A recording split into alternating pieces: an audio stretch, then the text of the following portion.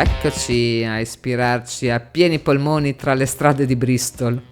E allora apriamola una finestra. Si diceva con la Berta di questa cosa di voi giovani umani che vi guardate allo specchio e non vi riconoscete. Beh, per noi animali, a parte alcuni, è la normalità, nessuno si riconosce allo specchio. Ci divertiamo come matti. Ma mi sa che il vostro è un problema un tantino diverso.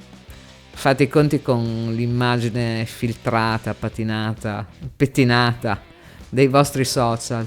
1000 giudizi, mai una tregua. Sì, Berta, muso buche per i boomer. Per i giovani c'è tuk e TikTok. Sì, dai, lì dove devi ballare anche se vorresti sparire.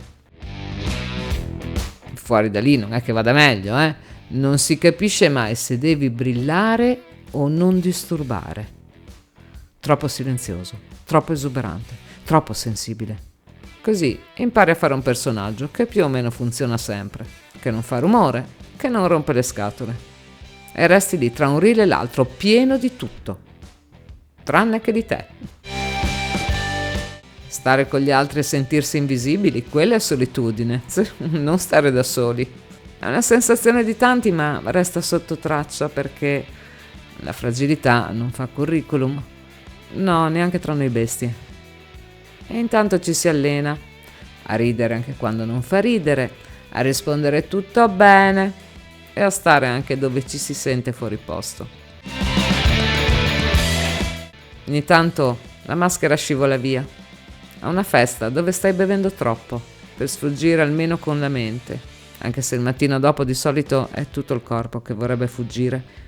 Ma è lì che il disagio bussa. Perché prima ti affezioni con piacere all'idea che per essere accettato devi essere spontaneo, ma poi impari che è solo se rientri nel tipo di spontaneità giusta. Sì come eri, ma anche come ti voglio io. Prenditi il tuo tempo, ma sbrigati. Devi essere autentico, ma senza uscire dai limiti. Un gioco diabolico, più provi a essere te stesso, più sembri sbagliato. E dopo non sai più se quello che sei davvero basta o se vai riformattato. Tutto questo naturalmente mentre intorno a te le aspettative crescono come piante rampicanti, soffocanti e silenziose. Devi imparare a fregartene, dice intanto con leggerezza chi ti sembra ora così lontano, anzi ti sembra anche lui parte di quel teatrino di tanta apparenza e poca sostanza. Lasciamo spazio a due voci che tutto questo l'hanno cantato senza filtri.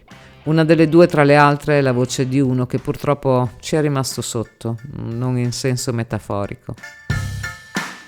Non è ovviamente per come è finita che vale la pena ascoltarlo, ma per tutto quello che ha provato a dire prima che il buio avesse la meglio su di lui. A volte conoscere i drammi degli altri è il modo più intelligente per non pagarne il prezzo anche noi. E buon ascolto per chi vuole. Diamine.